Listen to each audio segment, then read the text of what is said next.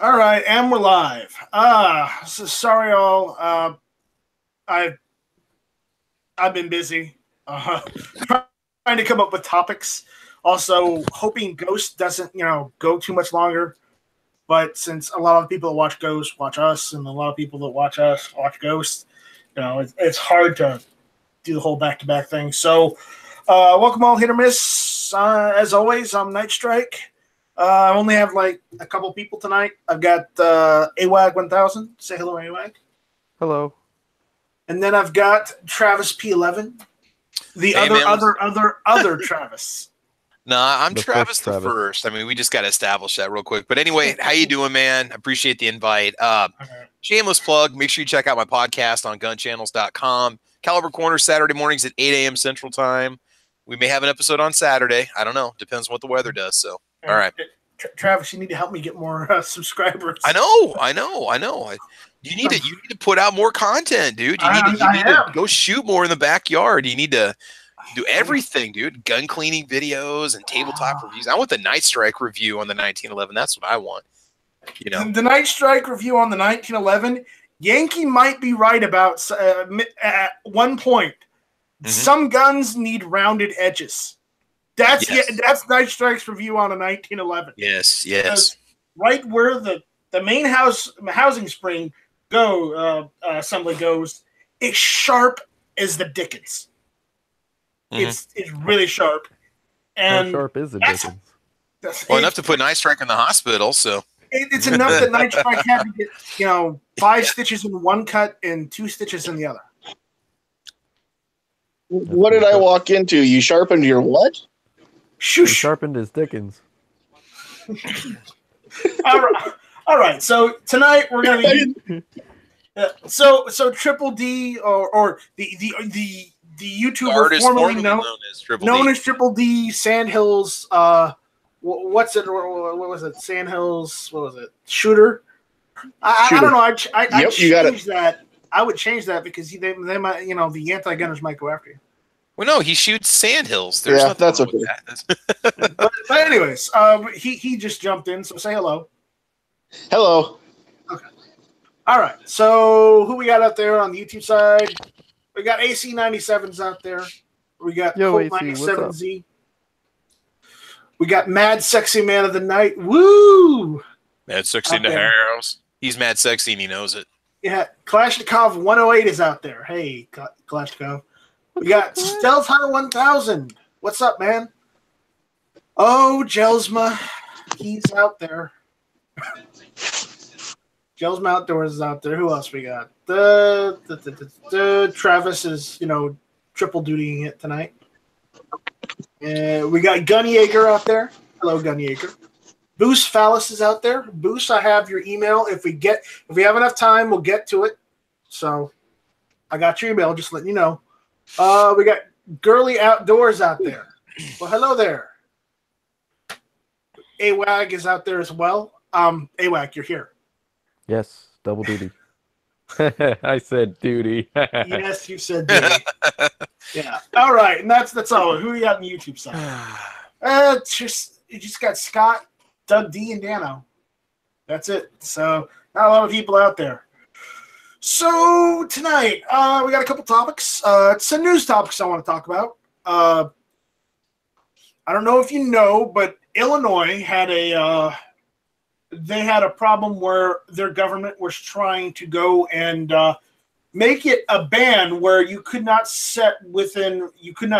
go within 1,000 feet of a public park with a firearm, whether you're concealed carrying or whether you were traveling. They tried to make that illegal. But they took it to court, and the Illinois Supreme Court overturned a state law that banned the carrying of a firearm within 1,000 feet of a public park. The court argued that the 1,000 feet ban essentially made it illegal for gun owners to carry their properly licensed firearms inside the city of Chicago, and for that matter, wide sections of the entire state. The state claims that the restriction is not overly burdensome because there are areas throughout Illinois where one could exercise their core Second Amendment right. Indeed, an individual can preserve an undiminished right of self-defense by not entering one of the restricted areas. But the state conceded at oral argument that the 1,000-foot firearm restriction zone around a public park would effectively prohibit the possession of a firearm for self-defense within a vast majority of the acreage in the city of Chicago, because there are more than 600 parks in the city alone. Aside from the sheer number of locations and public areas that would qualify under the law, not only in the city of Chicago, but throughout Illinois, the most troubling aspect is the lack of any notification where the 1,000-foot restriction zone starts and where it would end. And innocent behavior could swiftly be transformed into culpable conduct if an individual unknowingly crosses into a firearm restriction zone. The result could create a chilling effect on the Second Amendment when an otherwise law-abiding individual may inadvertently violate the 1,000-foot law, 1,000-foot firearm restricted zone by just turning a street corner. Likewise, in response to the question and oral argument, the state conceded that an individual who lives within a 1,000 feet of the public park would violate the law every time that individual possessed a firearm for self-defense and walked to his or her vehicle parked on the public street. Ooh, it goes on, but I'm almost done, so just bear with me. But surely the state argued the law isn't burdensome because gun owners can take simple steps to make their firearms secure to comply with the ban. The court was having none of that. To remain in compliance with the law, the state said that the individual would need to disassemble his or her firearm and place it in a case before entering the restricted zone. This requirement, however, renders the ability to self-defense to oneself inoperable and is in direct contradiction to the court's decisions in Aguilar, which recognize that the right to carry firearms for self-defense may be especially important when traveling outside of the home, and perhaps even more important than while at home. Moreover, the state's proposition conflicts with Heller's decision that struck down the requirement that firearms be kept unloaded and disassembled or bound by a trigger lock, because it makes it impossible for citizens to use them for the core lawful purpose of self-defense. In a city like Chicago, which remains in the grip of a crime wave, disarming and making criminals out of the law-abiding citizen makes no sense. Then again, gun restrictionists rarely craft laws rooted in sense. Rather, they are intended to punish those who exercise their Second Amendment rights, even as the world around those individuals becomes increasingly dangerous. That's the end of that. So, what do you guys think? Preserving the right to self-defense is a necessity in this country. It is. Yeah, I guess I would like to ask them, how am I supposed to defend myself against the bad people with the guns? If I can't carry, how am I supposed to do? Who's going to protect me? And if they say, well, if there are no guns, you don't have to worry about it. Well, do you think the bad guys are just going to go to their local Walmart and buy their guns? So, do you think the bad guys are going to follow that law? No. I mean, Here's what I say. They're called criminals for a reason, kids. They don't follow the law. Yeah, that's Whereas ridiculous. those of us that do follow the law get shafted at every turn. Though, here's what you have to ask yourself. These anti-gunners and these Democrats that are against guns and just, America itself, they're always for helping the criminals, helping illegals that aren't, legalized citizens and, break the law just to get into the country. They want to give everything to the people, but when it comes to, the actual people that are law-abiding American citizens, they don't want to help jack. So why do people keep voting for these assholes that knowingly and openly support criminals and criminalization? See, they're not. The They're not. problem is take away the rights of the people.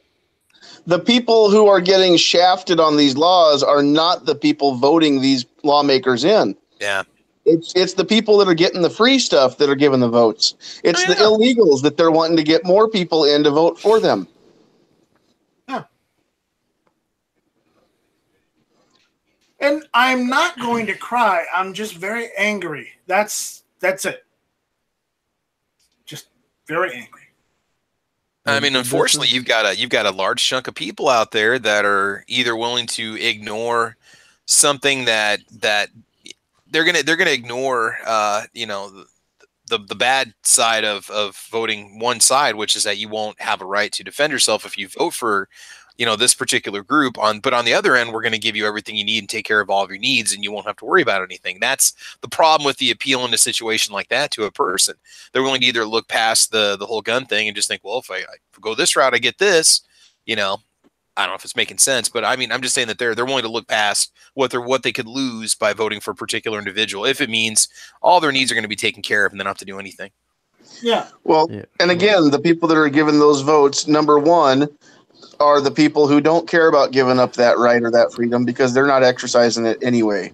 Number two, it's the people who came here from a place where they had no freedom, and so some freedom is always going to trump no freedom, even if it's not all the freedom that we want to have. Again, it's the people that want to have all the freedom that we have without encroaching on anybody else. Those are the people that are not voting for these lawmakers. Yeah. It's ridiculous. The budget guns and gear is out there in the chat on the YouTube side. Budget, I just sent you a link. If you want to jump in and talk about this, feel free. So I just can't understand how people can't understand. I mean, if you look at it, with kids, if you've got a kid who's acting out and you say, hey, this is the rule, and the kid won't follow the rules, do you say, okay, well, I'm going to add 3 more rules now? Or do you punish the child for breaking the first rule? You punish the child for breaking the first rule. You either take away privileges, some houses still spank, that's up to the parents, but there's punishment for the first crime, not making extra rules that the kid's not going to follow anyway. People understand it with their kids. Why don't they understand it with criminals? Yeah. Grand Man out there on the YouTube side is saying, when will we arrest these elected people for going against their oath to the Constitution? Well, when our government actually starts following the damn Constitution. And Kalishnikov 108 says these liberals that want to enforce gun laws in the manner that benefits them and the people that are voting and rooting for them, they profit from it. They're getting kickbacks from millionaires and billionaires. So they and those millionaires and billionaires already have armed security. So what do they need to, what do they need to own a gun for? What do they need to even carry a gun? But, but for those of us that don't have the cash to hire, our own private army, our own security detail, we have to be able to protect ourselves. And the only way to do that is with large blunt objects or guns. And here's the thing is recently there was a shooting in Sicklerville in New Jersey a while back that this guy was basically shooting a hunting rifle at an armored vehicle from his house, and he ended up obviously committing suicide because that's how people are. But the news portrayed it as he had an assault rifle when in reality it was a 5-shot hunting rifle. And I saw this on the news when I was at work.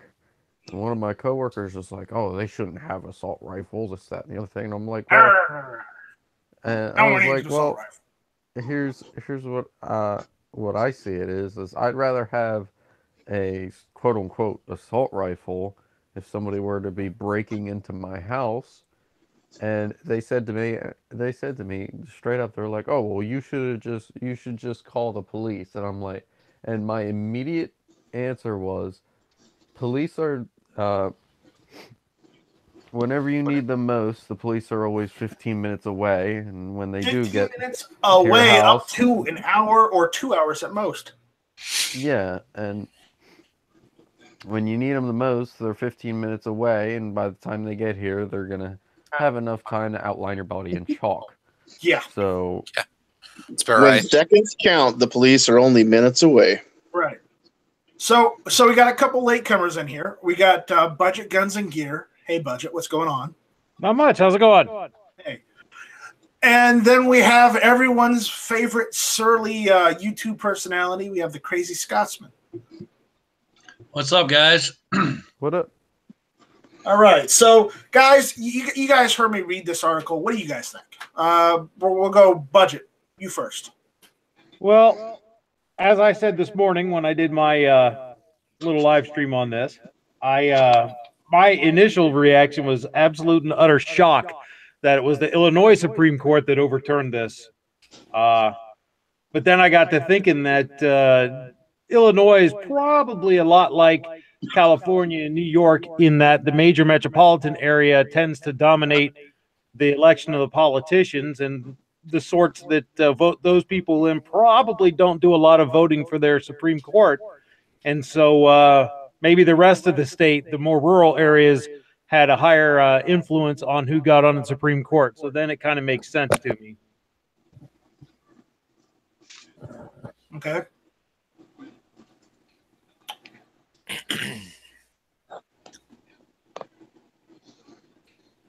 You know, I was struck by a couple things in the article. You know, the whole the way that they're chaining everything together in Chicago, as far as, you know, you can't go 1,000 feet without running into a park and without having overlapping areas in Chicago to do that. And you know, when they made the law, that was the entire intent. It was by design to do that. Period. Yeah, well, considering that they have over 600 parks in that city alone, you know, at that point, they were trying to make a full-on ban, except for an area that wasn't within 1,000 feet. And I got to be honest with you, that's some pretty underhanded tactics. And if they had gotten away with it, then I really had hoped that people would start rioting in Illinois to stop it or to fight against it, because that shit, no. Because believe it or not, what they didn't mention is, what if you were just traveling with your firearm either in the back of your car, or it was either in the back seat or the trunk or whatever, stowed away, and you were just traveling through the state and you had to go through Chicago. I don't know why you'd go through Chicago, but what if you were traveling?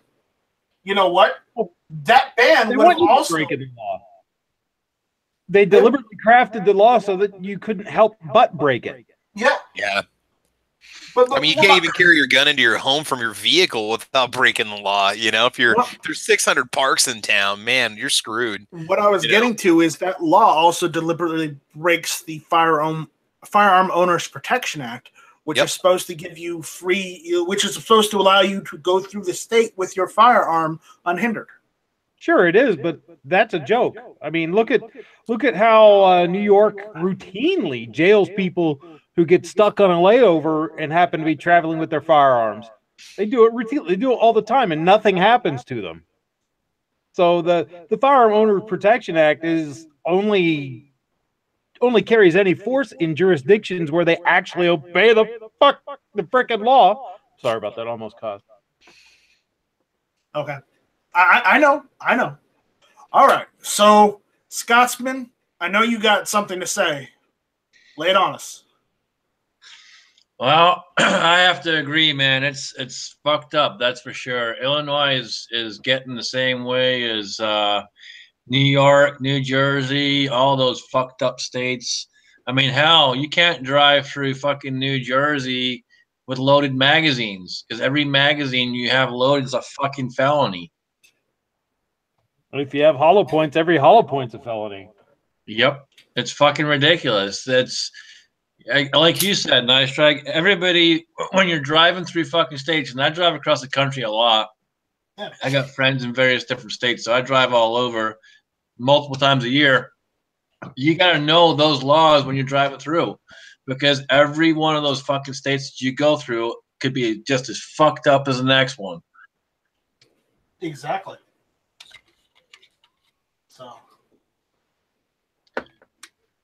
It's just it astounds me. So, all right, we're gonna move on to another topic because I got a couple of them I want to talk about tonight. So, unless does anybody else have anything to say on the last words on this? Let's just hope they don't try to craft, another law banning guns within 1,000 yards of, say, a publicly paved road or something. I mean, it's just ridiculous what they're doing, and I'm trying just to pull a glad fast the one like Supreme that. Courts in Illinois are still working properly. Yep. I hear that. The next push is going to be your Second Amendment rights end at your doorstep. It's real simple. Here it is. Grab him by the fucking pussy. Well, this is why what I always say is true, elections have consequences. Or Trump's men, I guess. All right, but all right, we're gonna move on. We got some news from the GOA about the ATF bump stock comments. I know most of you guys here, you don't care about bump stocks. I'm like one of the only guys out there that actually owns one on gun channels and whatnot. And I use it for fun, just because I have an area outside to go out and just shoot whenever I want. So I can bump stock, I can tannerite, all that fun stuff. Normally you can't do that on ranges unless it's an outdoor range. Even then, they have to allow it specially, or you still can't do it. So either way, we got some news on that. Apparently, pro-gunners vastly outnumber anti-gunners on the ATF bump stock comments. According to research conducted by The Trace, a publication established by Everytown for Gun Safety and anti-gun billionaire Michael Bloomberg, the Bureau of Alcohol, Tobacco, Firearms, Explosives, the ATF, public comments on bump stocks were vastly pro-gun. According to the publication, The Trace downloaded the text of more than 32,000 comments and used computer scripts to parse and analyze them. The comments overwhelmingly opposed regulating bump stocks. Only 13% were in support of the proposal to regulate such devices. 85% of the comments were opposed to bump stock regulations. 13% supported bump stock regulations, and 2% had an unclear position. Well, if your position isn't clear by this point, what the hell are you doing commenting? That's all I have to say on that. But, more to the point, if your position isn't clear, why the fuck are you still in this country? Yeah. I mean, Scotsman, you're not from the United States, right? Correct. I've been here 11 years. I came in the right way. I paid all the fucking fees. I did all the paperwork. I busted my ass to live here and enjoy the freedoms. And trust me, I enjoy the fucking freedoms. And I fight for them every damn day. Right. So if he comes here and does it the right way, that's not a lot to ask. Yes, I know it could be faster. We could streamline things more to let more people into the United States that want to be here, that we want here. But, some of this takes time. And I understand that. Bureaucracy, paperwork, all that. But there are people that come into the country that are illegal that don't want to follow this, and that's a whole other story. We're not getting into that. But anyways, we're going back to the topic. Apparently, furthermore, the Trace states that 21% of the comments mirrored the suggested comment text from Gun Owners of America, while 7% mirrored anti-gun form letters. GOA was the leading national gun group rallying owners to leave comments for the ATF on bump stocks, and many additional comments were generated by GOA supporters who used their own language in their remarks. Eric Pratt, executive director of the GOA, stated, "I thank every Second Amendment supporter who left a pro-gun comment. As GOA has repeatedly warned, bump stock regulations are not only about bump stocks. If bump stocks are regulated, then triggers, magazines, and semi-automatic firearms that allegedly increase the rate of fire are at risk of regulation or bans as well." And he's not wrong about that. I was saying that stuff too. So, Gun Owners of America remains committed to fighting any regulation or ban as a result of the ATF's forthcoming ruling. Eric Pratt or another Gun Owners America spokesperson is available for interviews. Gun Owner America is a nonprofit lobbying organization dedicated to protecting the right to keep and bear arms without compromise. They comprise of over 1.5 million members and activists. So, for more information, go to gunowners.org. So, on that was that article. But those numbers, that's just pretty ridiculous. GOA had more pro-gun numbers than anti. What do you guys think of that? Well, maybe we finally got off our rear ends and finally started to get active. Unfortunately, it takes these imminent threats for us to actually wake up and care enough to do something. So now maybe we can continue that type of activity into the future and get a little more active all the time. Because every time you're not paying attention, there's something else they're coming after from us. It would be nice to see some of this momentum continue on without us slacking off or backing down a little bit now. Well, that's the biggest thing. It was when, during the election, everyone thought fucking Hillary was going to get in. And when she didn't get in, everyone took a breath of sigh and, relax where she didn't get in. But they stepped back so much from fighting to keep the rights that we already have. And now we're doubling over trying to get back on fucking track. We got to stay on there and stay strong and not let that happen ever again. AWAG, say something. Hi.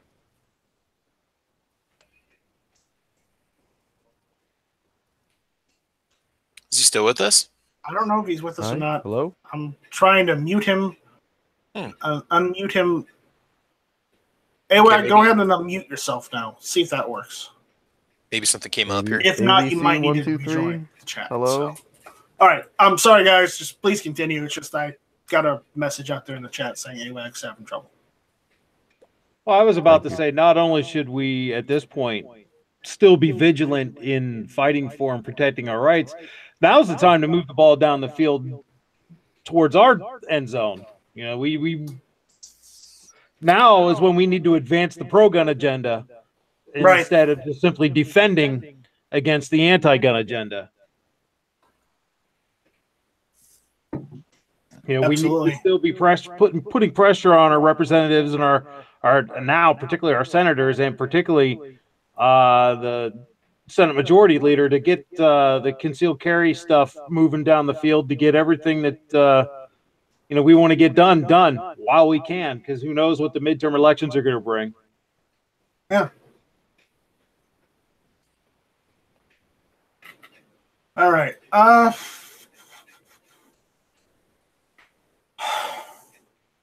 Anybody else have any comments on this? Oh man, I feel good. I'm happy this is going on, yeah. But what the last I want to say on this is, I think we should start.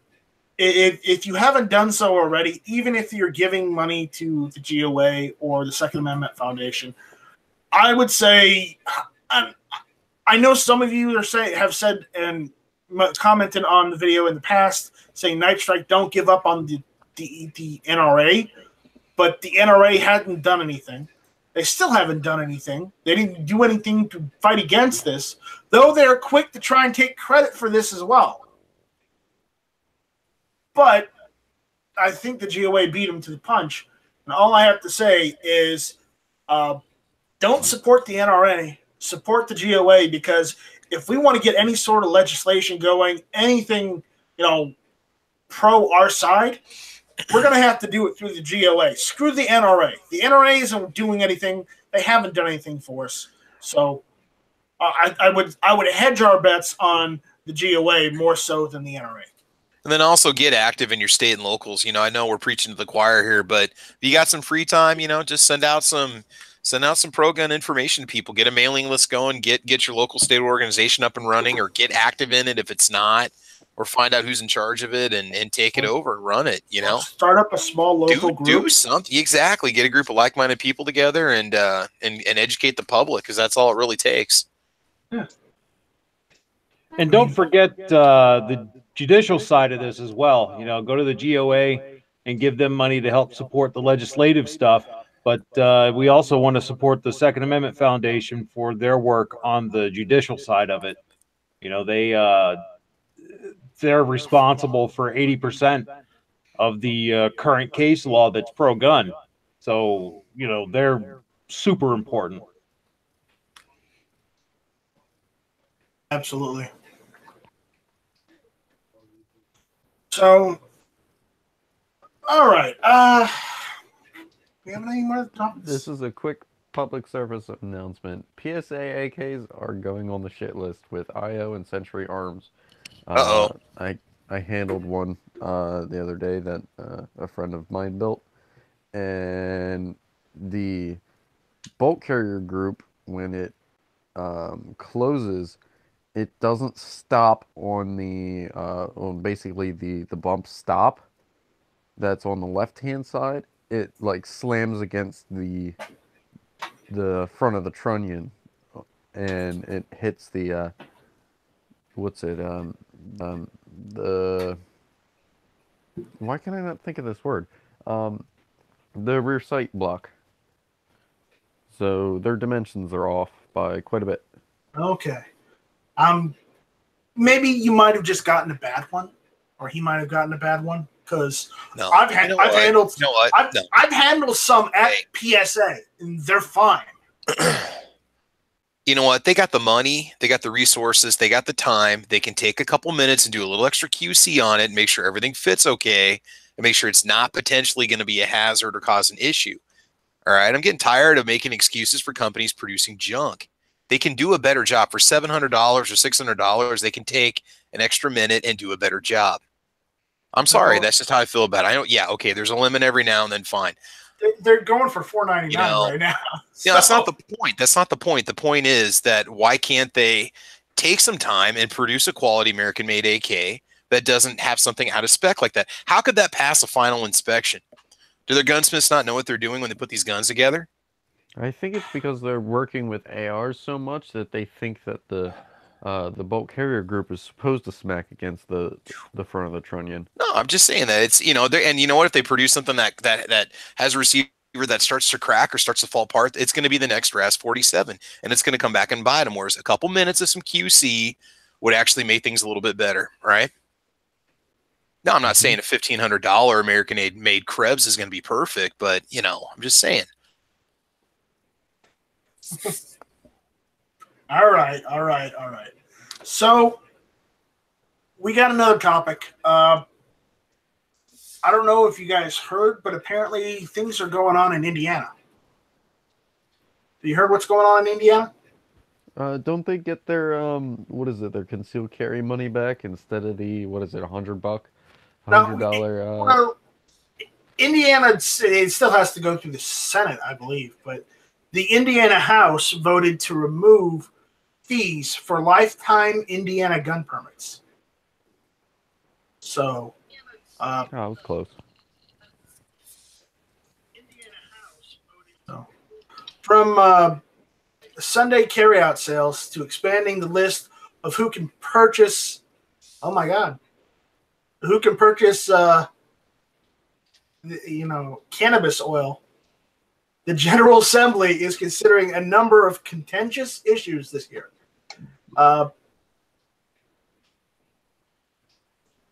Gun-carrying Hoosiers could soon be pocketing the $125 fee that they typically pay for the lifetime handgun carry permits.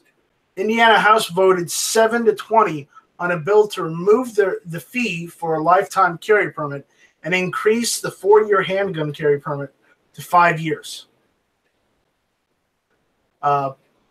Those who pay the fee for the 5-year permit would be exempt from future background checks when purchasing a firearm over those next 5 years, which is why some Hoosiers still might opt for the shorter permit despite its cost. Hoosiers are trying to attain either permit would still need to go through a background check. Monday was the deadline for the House to vote on bills for its chamber. The House also unanimously passed a bill that would require the Indiana Finance Authority to only enter into public-private partnerships with groups that have completed similar work in North America in the previous 2 years. Lawmakers say that the bill would have helped the IFA avoid similar to 2-year I-69. I don't care about their other stuff, but they're talking about their the roads up there. I've been up in Indiana before, so I know the area. Opponents of the gun permit measure worried about the impact on the state and local police agencies that depend on the revenue from the permits. According to the Legislative Services Agency fiscal analysis, the state would lose approximately $6.8 million a year from both the switch to a 5-year permit and the removal of the lifetime permit fee. Local police units would lose a collective $4.2 million each year, money that is typically used to train police officers. The bill doesn't go into effect until 2019, so the state would still have time to fix the revenue gap during the legislative session. Opponents of the bill argue that those who don't wish to carry a firearm shouldn't be required to subsidize those who do. Who is going to have to pay for the permit? Should it be the person who is going to have the firearm, or should it be all of us? Representative Sue Arrington, Democrat, asked before voting no. Nobody but me is paying for my license to drive a car. Yeah. You're also the one who has armed security guards, whereas nobody else does.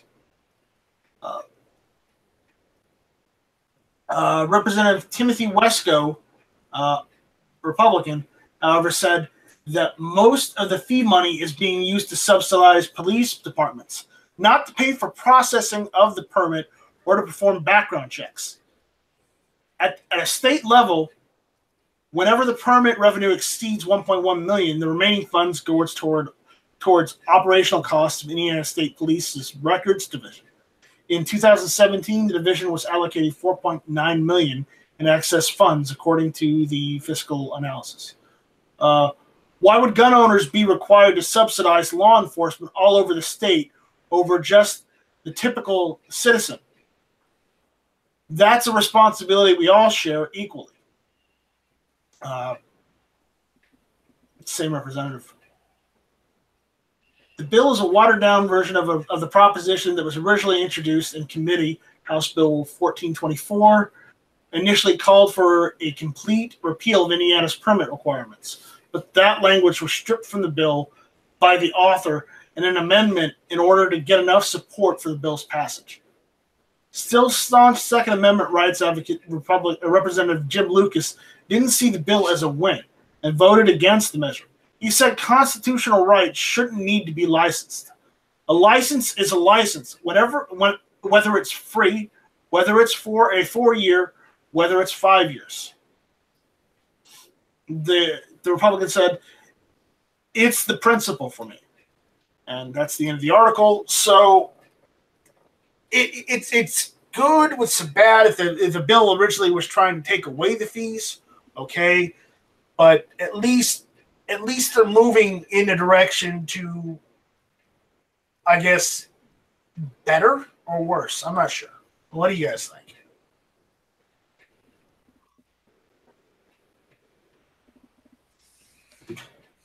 Trying to read that, it's just so let me get this straight. They're wanting to move towards a system where a lifetime permit does not cost any money. It's free, but the 5-year permit costs money. However, with the 5-year permit, you don't have to go through background checks when you purchase a gun. It is your background check. Is that what I'm hearing? I think so, yeah. Now, that would certainly give you a reason to get the 5-year permit, which is, given all the talk of money and fiscal matters in the article, it seems to me that's just the whole purpose behind all of it, is just a revenue generation scheme. Right. And we have the same problem in South Carolina, where the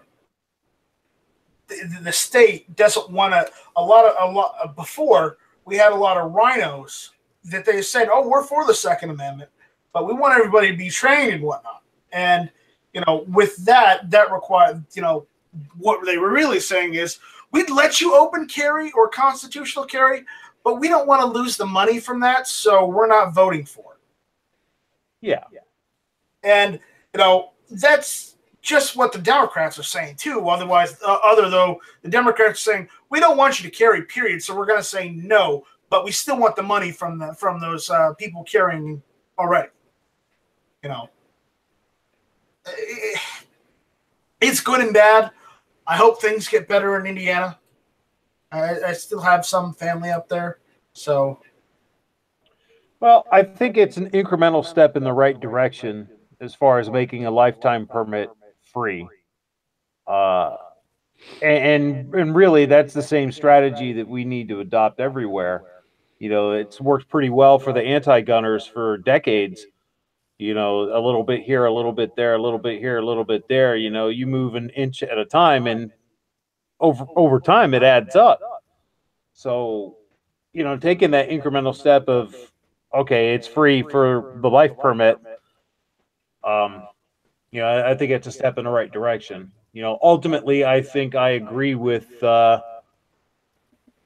whoever that politician was that said that there shouldn't be a license. Shall not be infringed. It's the one that originally introduced the bill, but yeah. Unfortunately, that's not the world we live in, and we have to deal with the world in which we live. Right. Unfortunately, the world we live in is just all about cash. Yeah. That's all it is. It's all about fucking money this and money that. Yep. Unfortunately. All right. So Karen, man, out in the chat says that it seems as though it's all about the money. Yeah, he seems to agree with us. it's that's always about exactly what it seems to be, is all about the money. So, Travis, didn't you say you had a topic that you want to talk about? Yeah. Let me go ahead and post this on the internal for you guys real quick. First of all, I'm going to do something that the news doesn't do. I'm going to go ahead and tell you that there was actually a good outcome, sorta, to the story that I was going to talk about here. The news will tend to tell you everything bad and then tell you how it was resolved in the end. Well, let me just say right now that the restaurant did make it right with the officer that they basically asked to leave the restaurant. But here's the deal. So we're in Tennessee at an Outback restaurant, and I don't eat there. I try not to support any businesses that don't allow me to, or don't encourage you to conceal carry or open carry. And basically there was a Tennessee Wildlife Resource Agency officer, and he does carry, and he was in his uniform. He was with his family going in for supper with his wife, and apparently a customer had panicked. You find this out later on in the article. A customer had panicked and thought that her life was in danger because this officer was armed, and that police officers shoot people, is what she told the manager. So the manager walked up to this guy and asked him to go put his firearm out in the vehicle, and he said, I can't, because I'm actually in uniform right now. I have to be armed if I'm in uniform. And they basically had asked him to leave. Because they have a no, open carry policy, or a no weapons policy in general. I don't know about this particular restaurant. And so they got upset about it and they took off. Well, what the manager of the restaurant didn't know, he didn't read the gun policy close enough. It said that law enforcement is allowed to open carry in the restaurant. And that was not the right thing to do. So Outback is giving the guy $100 gift card. And, it really bothers me that somebody is paranoid enough and emotionally unstable enough to think that a person in a uniform wants to shoot them or has the potential to kill them. You need to get yourself some help, because the emotionally stable people that do carry and have a license to carry or a right to carry are not the ones you need to fear. Furthermore, I want to go on and say that I do encourage you guys to not support those businesses that do not allow you to open carry or have a no weapons posted sign. Now, I understand in some states the law is a lot more strict about concealed carrying. If you do it, you can actually receive more than just a notice to leave the restaurant or a notice to leave the business. You can actually get like a mild misdemeanor and whatnot, or trespassing charge and this and that. So just, it really boggles me. All this stuff, the whole night has just been just crazy. But Yeah, I mean, just the fact this guy's in uniform. Why would you think that he's going to do something? You need help yourself. I would ask this lady to go seek some kind of counseling or help if she really honestly felt like her life was in danger because a sworn law enforcement officer was in the restaurant enjoying dinner with his family. I don't understand people. Yeah, I don't understand either. He would keep quite. I would if I wasn't. I wouldn't be working there, but I would say if I was there and I heard that, I'm like, lady, he could give two shits about you. He's trying to eat his food. Yeah, and him and his family actually openly prayed before they ate their meal. So, this is a person you want to fear, right? Somebody who's, a God-fearing Christian that carries, that's somebody you need to watch out for. I don't understand people anymore, guys. That's probably what triggered her right there. Well, no, I'm pretty sure honestly, if I worked there, I'd have told her to kick rocks. Yeah, I mean, this article just totally blows my mind. And I don't understand. I mean, is it an insurance thing? Is that the reason why these places don't allow you to open carry? Because I doubt that Outback's the kind of restaurant where more than half of the revenue comes from alcohol, and state law says you can't carry in an establishment that does that in some states. I don't understand what the problem is. It's really nothing to do with an insurance thing. It's more they don't want to piss off their customer base. That's pretty much what it is. They don't want to piss off their customer base. So, like with that person, for example, that, in my opinion, that person should have been asked to leave, not the person with the fucking gun. Yep. Especially with the guys in uniform and clearly is there to protect and serve. Right. Yeah. Whether he's a wildlife resource officer or not, he's still a sworn officer of the law. It doesn't matter. He could still get you for whatever, I mean, he's still there to protect you. He's there somebody, sworn to defend people's lives. So I don't know. Of course, the narrative is that cops like to kill people anyway, so maybe that's what triggered her. Well, apparently, because she felt like she needed an escort out to the parking lot with the manager, and then after she complained to him, he went back in and told the officer to go stow his weapon, and he refused to do it, so they left. Well, if he's on duty and just stopping to eat lunch or dinner with family for his meal, then I don't see the problem with it. Yeah, exactly. So let me get this straight. She was escorted out to her vehicle and left, and then the manager asked the officer to leave? We'd have to look at the chain of events exactly as it happened, but because then that manager needs his vagina kicked in.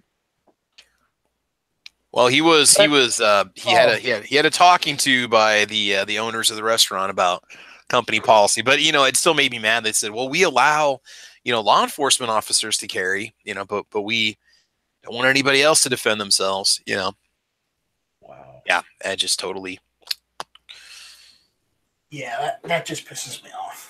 And do look around, because sometimes there are websites online that do have listings, and I'm sure every state has one, of firearm-friendly businesses that do allow you to open carry or conceal carry. They don't have signs posted, so you don't even have to worry about it. So do support those businesses and thank them for allowing it.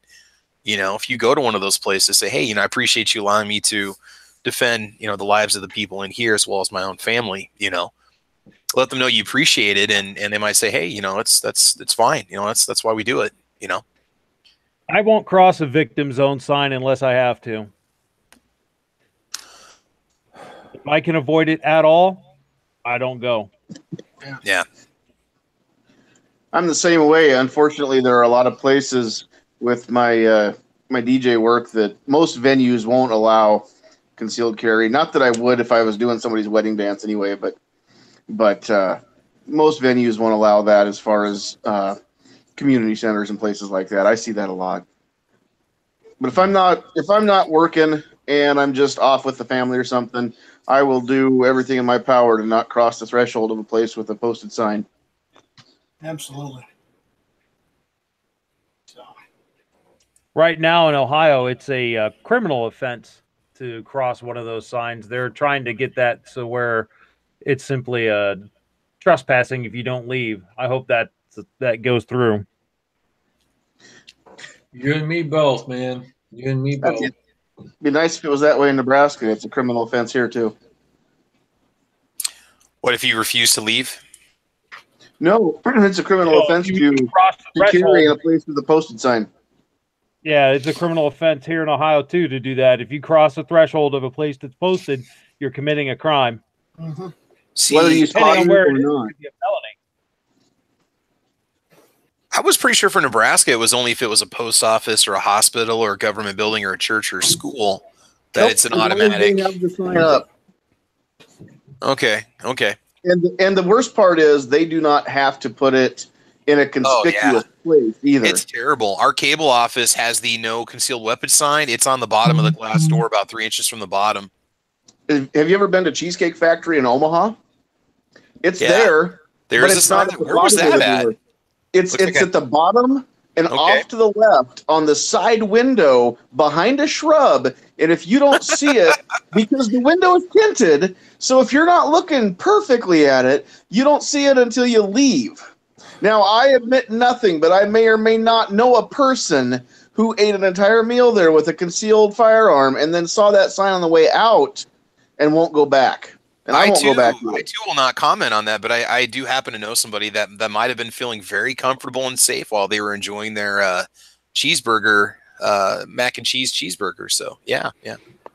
Ooh, Yep. mac and cheese cheeseburger. Mm-hmm. Well, it looks like I won't be going back there now. It's another one crossed off the list. All right. I even added it to the NFOA's list of Good. bad places. All right. Well, there's that. Yeah, we got a Grand man out there. Ohio is weird. Some rules are great and some are really stupid. Yes, they are for sure. Yeah, without a doubt. You can open carry in this state. However, if you're open carrying and you step into your car, you are now concealed carrying. Yep. That doesn't make any sense either. Nope. Hence, stupid fucking law. Yeah. There's stupid Some laws laws. are good. Some laws are good and some are bad. Sound familiar, Travis? Yeah.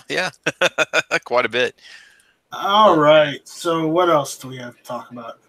I wanted to mention one of the emails we got last week after we did our CCW calibers piece. We were talking about calibers. This one was from Josh Miller. He says, Night Strike, I've been carrying a firearm daily for many years, but have been unable to convince my wife that it is a good idea. She has been okay with me doing it, but didn't want to herself until recently. Now she is considering it. The only issue is her wrists. She has carpal tunnel and has to wear a wrist brace on her strong hand. So I'm looking for a gun/caliber that has a low enough recoil for her to shoot. I feel like 9mm is too much, but I feel like most 380 are small and snappy. I listen to your podcast about calibers less than 380 and agree with most of what you said, but he's still considering 32 or 25 ACP because I would rather her have something than nothing. What are your thoughts? Okay, my thoughts are this. I know you're saying that 9mm. You think 9mm is too much for her. I would take her to the range with you, have her try out some of the calibers. I mean, if it's got a range, if that range has rentals, rent a couple different calibers. Yeah, it's going to cost you some ammo and some rental fees, but go with her and show her what the calibers are. See what she feels comfortable with shooting and what she feels that she can carry and defend herself with. Because quite honestly, I can recommend everything that's out there, but it really comes down to what she is comfortable shooting with because it's what's going to save her life. Something I'm going to recommend here too. Try a 38 special revolver that's got the Hornady reduced recoil load in it. It actually is basically as powerful and just as fast as the regular 38 special, but whatever magical voodoo Hornady does, they make a reduced recoil version for people that are recoil sensitive. You're looking at $20 a box for 25 rounds. But that might be the way to go too. And I'm gonna tell you right now, 22s aren't necessarily recoil free. I mean, there are some 22s that I fire that actually have a pretty significant amount. I could imagine 25 or 32 ACP being, recoil low compared to other calibers. Sometimes larger calibers have the same amount of perceived recoil because of the gun, of the weight of the gun, the barrel length, the load that you're shooting. Yeah. But try the reduced recoil in a 38. I think it's a 30. I don't know. I don't think it's a plus B. I don't know, but they do make a reduced recoil 38 special.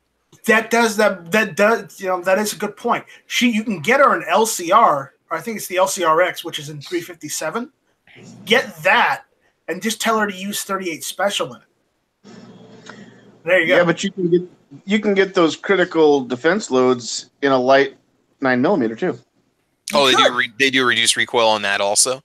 I didn't realize they did that. Okay, well there you go. That's another option. And the cool thing is they've got a pink plug in the cavity instead of a red one. So try some of these calibers out with her at the range. Let her try some of them out. You're discounting 9mm, but if she hasn't done so already, let her try 9mm out. She may decide she likes it.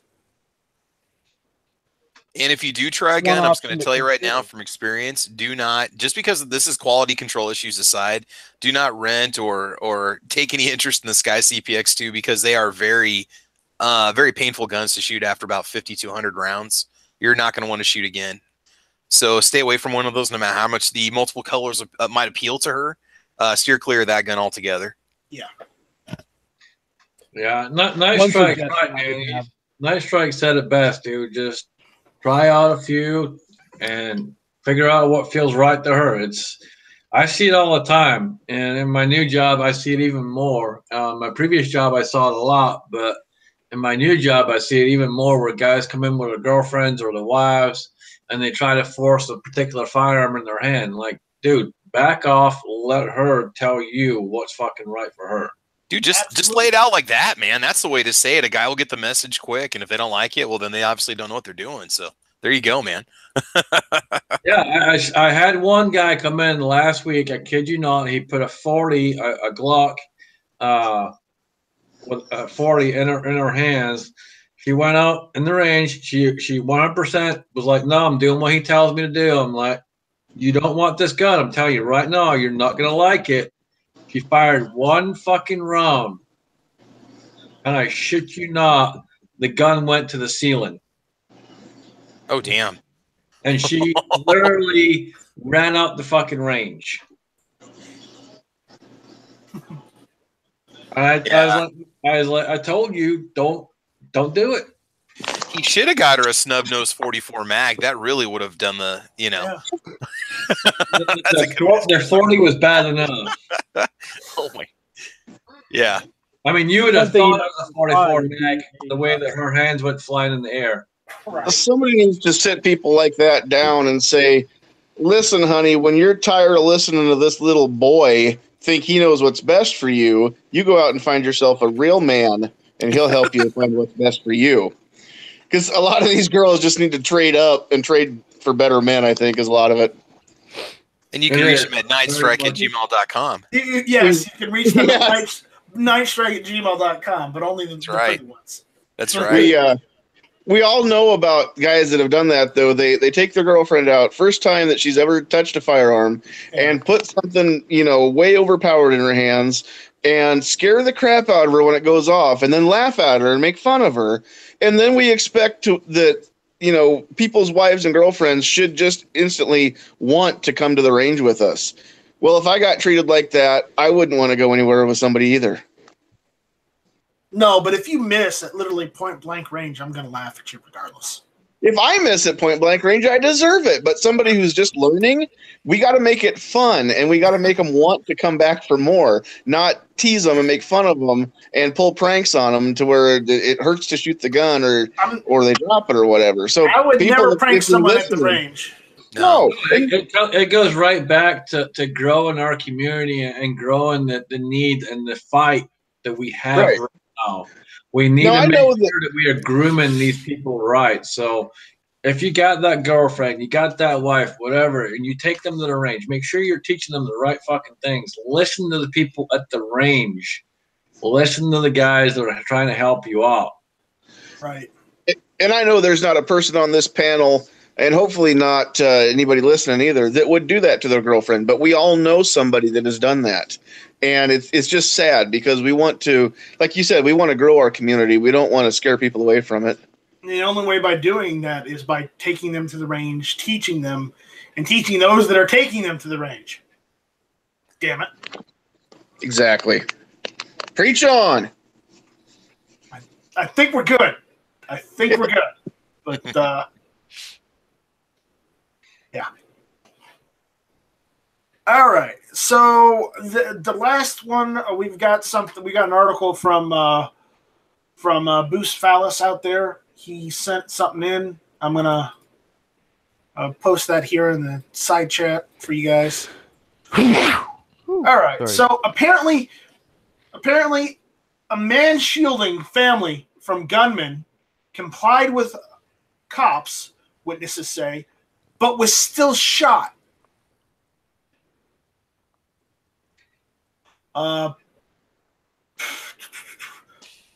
Apparently, the police officer in question, Mike Becker, received a frantic call on Tuesday that a gunman was threatening his family at the nearby Dollar General. He said he immediately took off with a handgun. The Independence man ran to the store shortly before 6 p.m. and saw the gunman pounding on the glass door. Inside, his wife, a 4-year-old adopted daughter, and about 30 others huddled together, terrified, toward the back of the store. His wife hid the girl behind bags of dog food. Becker said he put his body between those inside and the gunman. The only thing in his mind was his wife and his child. There was no way the gunman was getting in that store. When police arrived minutes later, witnesses said Becker dropped his handgun and raised his hands, and then an officer with a rifle shot him in the hip.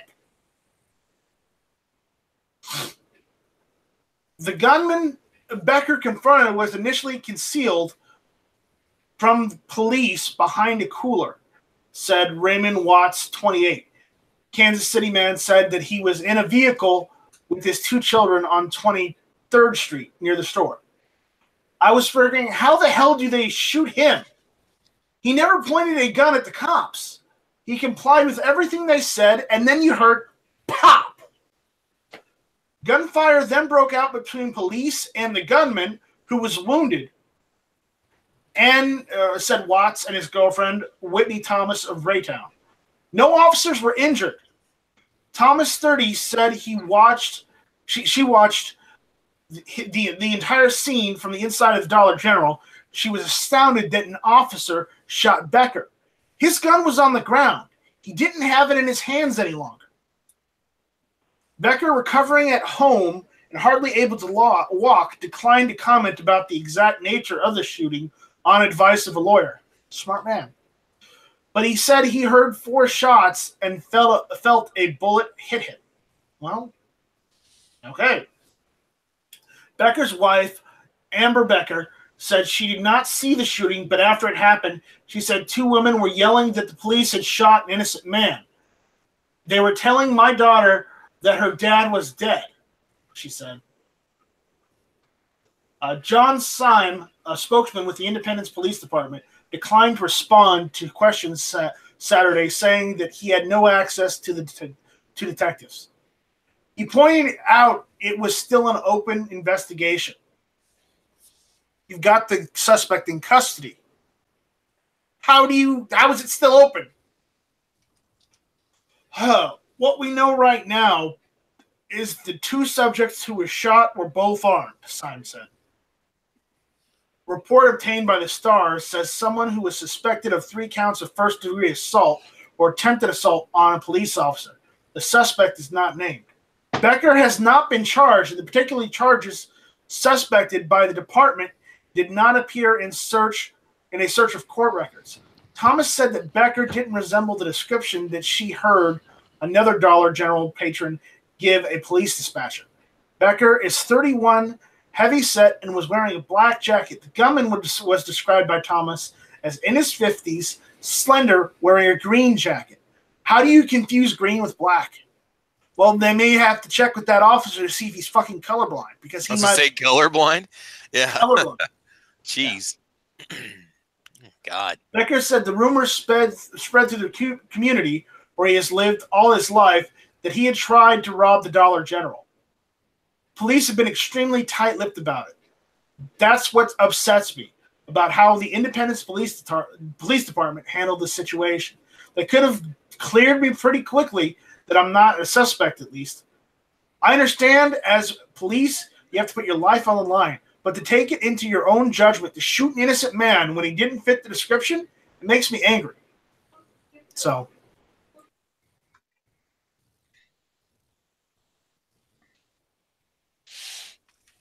That's like comparing Clover Tack to Midnight Range TM.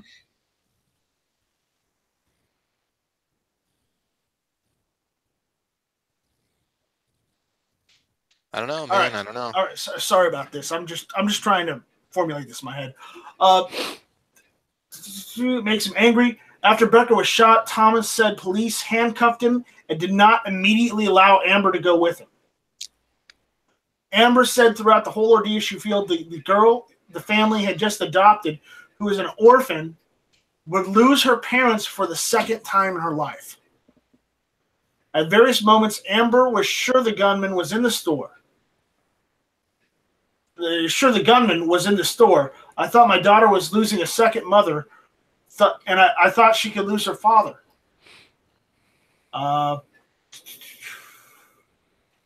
And then it just ends right there. So, yeah. So apparently he is a concealed carry holder, and he went to his apparently he was contacted by his wife that there's a guy with a gun at the store trying to, I guess, go after people. And instead of shooting the crazy guy with the gun, you shoot the unarmed guy who drops the gun on the ground. If I had to guess, I would say that was probably a negligent discharge. Somebody had his finger on the trigger and was a little bit jittery and shot the guy by mistake, if I had to guess. Yeah, well, this happened in Kansas. Kansas, Wait a people. minute. A gun got dropped and somebody got shot. Are we sure it wasn't a SIG P320? Well, it didn't say that his firearm went off, so he wasn't carrying a SIG P320. So the officer in question was probably just shooting an AR or something. But Jeez, man. Kalashnikov 108 out there says police needs complete overhaul in how they assess certain situations at Night Strike, and they need body cams and the whole works. Well, if Kansas doesn't have that, they sure fucking need it now. You know, not to mention the fact we're talking about a constitutional carry state. You would expect everybody to be armed. You should have that mentality when you go into that kind of a situation. Well, remember, some cities may still have something on there saying you can't do this and that. Yeah. So. Yeah, it's true. So, but either way, his gun did not negligent discharge because it did not say that in the article. If it did, it would have said it in the article. But he dropped it. It didn't go off, so police started shooting at him. No, I'm talking about it as a negligent discharge on the police's side. Whatever officer shot him most likely had his finger on the trigger and shot him by mistake would be my guess. The most they should do in this, if they're embarrassed that they accidentally shot the wrong guy, just say, we shot the wrong guy. We're sorry. We'll pay for your hospital bills. Okay? Yes, they should, but they're not going to. It's going to cost them a lot more than that. They're not. Yeah. They're not going to do that. Because of that, this may end up in a lawsuit where that police department goes down for everything they've got because they fucked up. Yeah, but the thing is, this may end up in a lawsuit. But if they admit fault, then they're taking a pretty good chance that it will end up in a civil suit. Absolutely. Well, they're going to have a suit regardless because of what's happened. That there's no if and or buts about this right now. Because there's a lawsuit coming. You can tell by the way that the gentleman that got shot not saying anything on the advice of a lawyer. That's a pretty good hint. That's a pretty good hint. That means they're going to try and that means the police still may try and take him to court because they shot the wrong guy. They're screwed either way. So whether they admit fault or not, they are screwed either way. Yeah. It's just whether they decide to take their licks now or they want to try and fight and prosecute him for doing something wrong when he did nothing wrong. So either way, Boost, thanks for giving us the this article. I appreciate it. All right, so guys, anything else? No, I think we're I'm good. done tonight. Feeling good. Pretty sleepy. Got a stuffed nose, so I'm not talking much. Yeah, we noticed that. Yep. Pretty quiet. Quiet. AWAC is quiet. All right, guys. What? I was about to say, before we go, can I tell a joke? Oh. Only if it's clean. Depending on your... It's not a super, like, dirty or visceral joke, but okay, it's one of those stupid, like, dad jokes. Okay, if it's a dad joke, proceed. Hey, so I farted in my wallet. Now I have gas money. Ha! Oh, wow, that's bad. Get it? Gas money. Yeah, that was pretty lame. That's pretty I bad. know. I wish I could actually have gas money by farting on my I wallet know, because I'd be the champ. I'd have stacks of bills in that monster. I'd be making Okay. rain. All right. Okay, that actually kind of hurt. All right, so Your farts? Your farts? You can't have a nice Get that chat checked out, without bro. a little pain. no, I'm talking about that joke that hurt. Oh no, that yeah, of course. Yeah. So I'm gonna say this. On that note, everyone, thank you all for listening. Out there on the chat, thank you for being there. Out there on the Gun Channel side, thank you also for being there. So we'll see what happens next time. We will see what happens this week. Matt's tomorrow. Never Enough Ammo is doing his regular scheduled broadcast. So we'll see you tomorrow on Matt's chat. So with that, thank you all for listening. This was Hit or Miss. Bye, Felicia. Bye, Felicia. Count Shut for up, Mike your friend! Foxtrot.